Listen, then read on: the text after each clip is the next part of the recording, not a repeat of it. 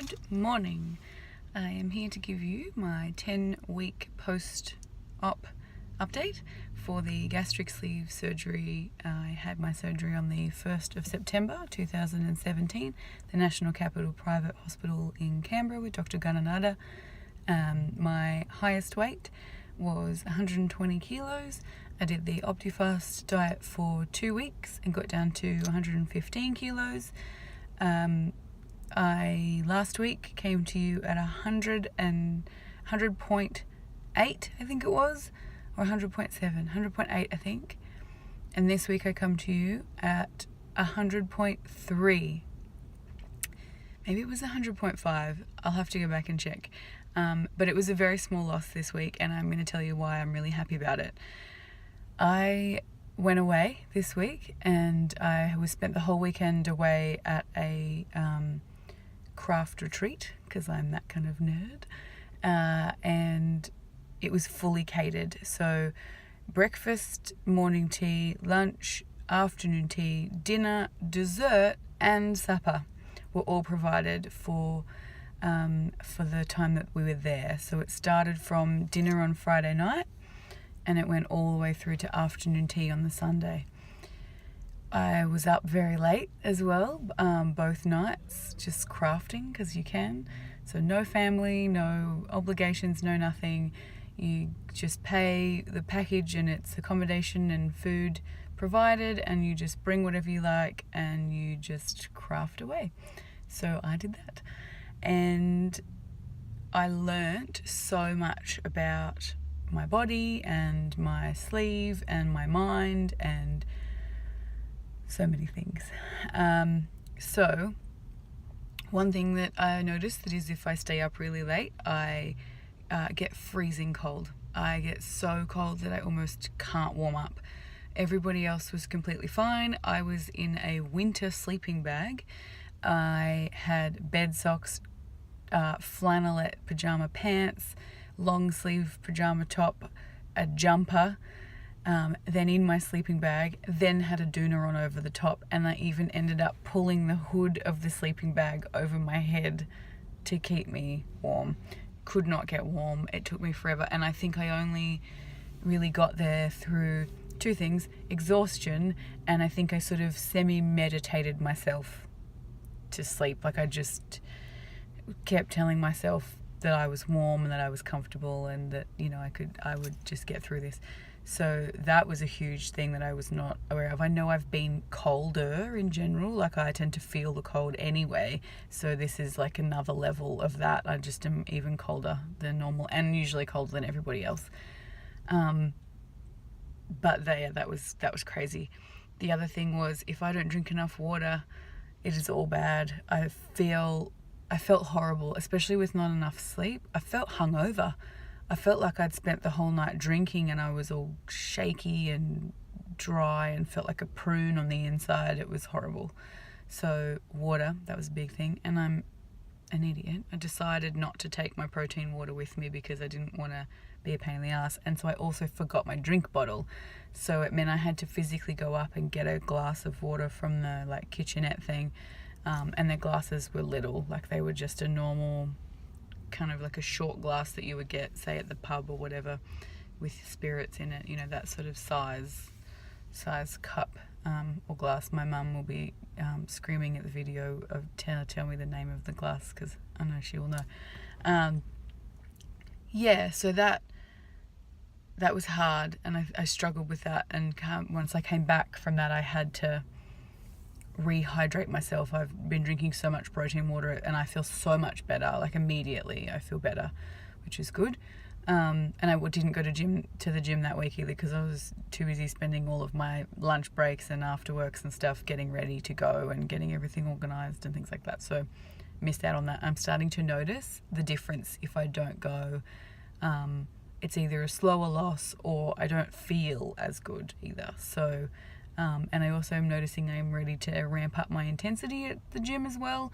So I'm going to try and start doing some classes, which is terrifying and exciting at the same time. So my work colleague is going to come with me.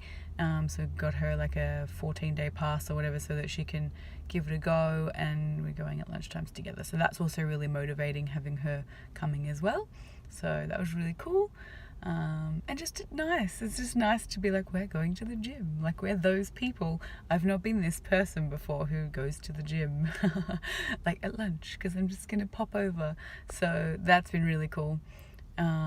Yeah, and then the other thing that I also learnt was the portion thing. So because it's not a self-service situation with the food, they literally just serve you up a plate. You pick your options, like for lunch and dinner, you know, chicken or the fish type situation. There was like lasagna and crumbfish, and there was like a grilled chicken parmesan, things like that.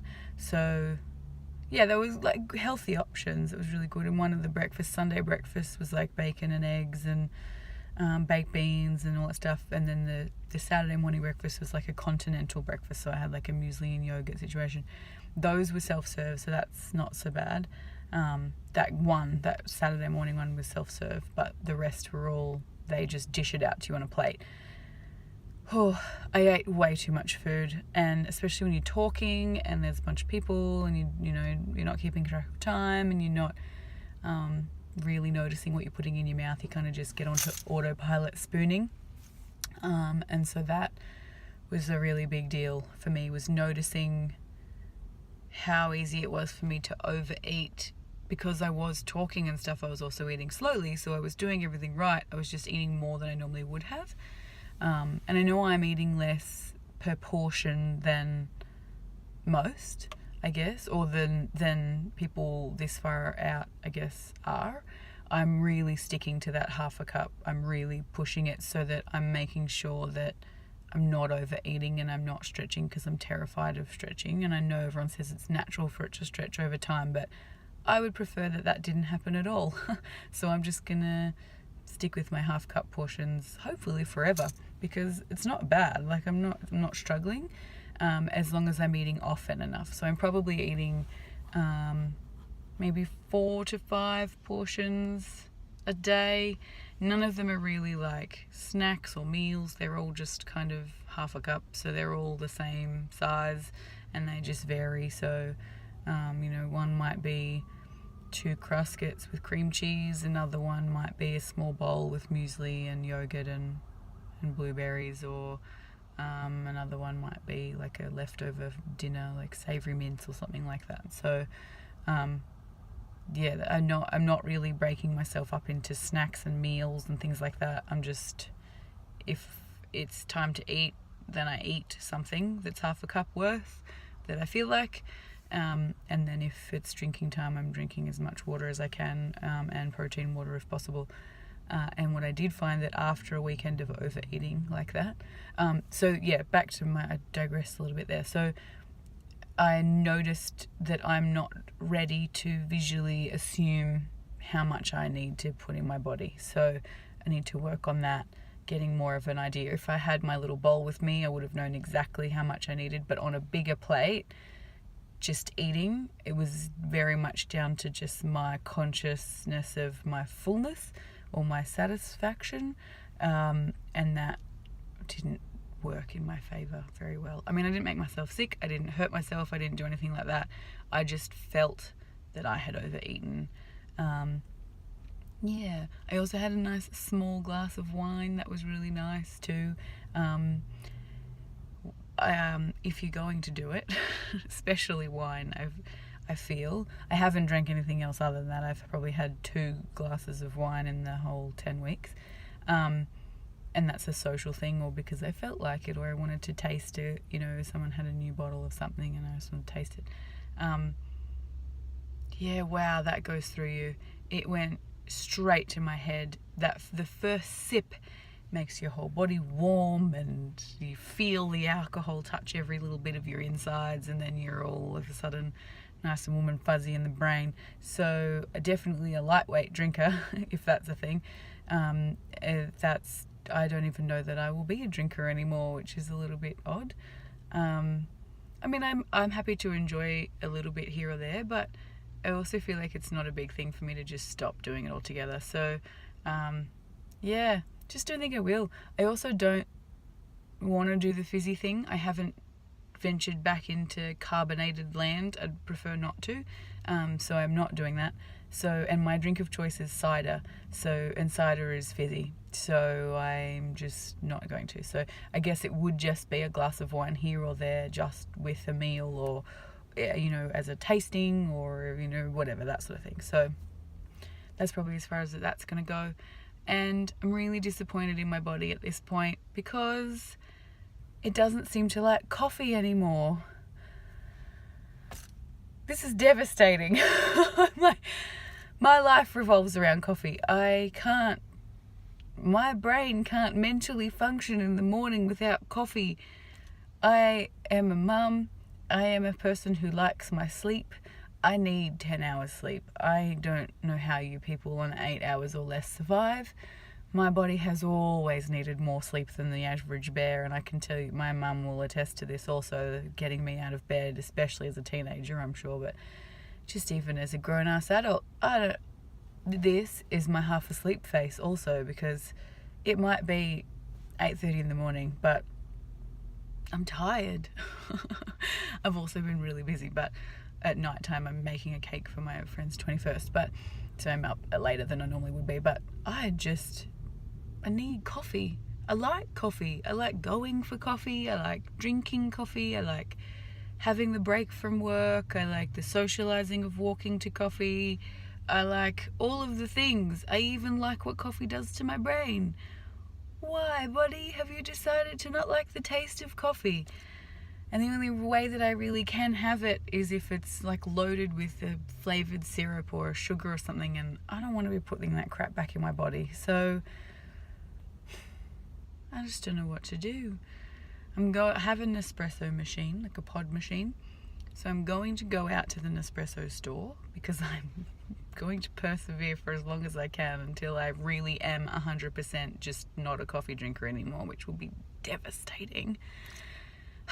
And I'm going to go and taste again all of their pods again, because obviously this surgery changes your taste buds or your preferences. So yeah, I'm going to go and have another sample of everything and see what I can find, because this is a little heartbreaking for me. Coffee's my best friend. I don't know what I'm going to do without it. So yeah, tell me if you have had this. I know people have had this with weird things like salmon and mushrooms and Vegemite and all of that sort of thing. I'm craving Vegemite too, which is a thing. My mum can also attest that I've never really been big into Vegemite. Now I would love to just, with a spoon and a little bit of cream cheese. Yum. Might have that for breakfast. Anyway, so yeah, that's where I'm at. I'll keep you updated anyway, but it's only a small loss, but I'm happy that it's a loss, and I'm happy that I learnt so much on this weekend about myself and my body and how to like get along with that whole learning what I'm visually eating and learning how to identify my portion sizes and stuff. Yeah, I didn't do measurements because I was away, and I also missed it, and I forgot to do a photo because my weeks are running into each other now. But I will do the next one, so week 11 I will do then, so I will let you know. But it's just been dropping all over the place, and I also did a little spot of clothes shopping, which is slightly depressing, and so got clothes off my mum because she had ordered clothes online that came and were too small, so that was a win for me. They're just fit me now, so they will be very big very soon, but I don't care because it means I have clothes for work, because I am very fast running out of things. So yeah, I'm in that really annoying spot where I'm now too small for plus size, but a little bit too big for some standard sizes. So I'm gonna have to venture into shops I've never been into before, which is gonna be really cool, like Valley Girl and Tempt and places like this. And Forever 21, I think, is the place. And that scares me because I feel like I'm not young. My brain tells me I'm a mum and that I'm old, but I'm 31. I'm not a super old. Anyway, that's all. I'll leave you with that, and I'll catch up with you again soon. Talk to you soon. Bye.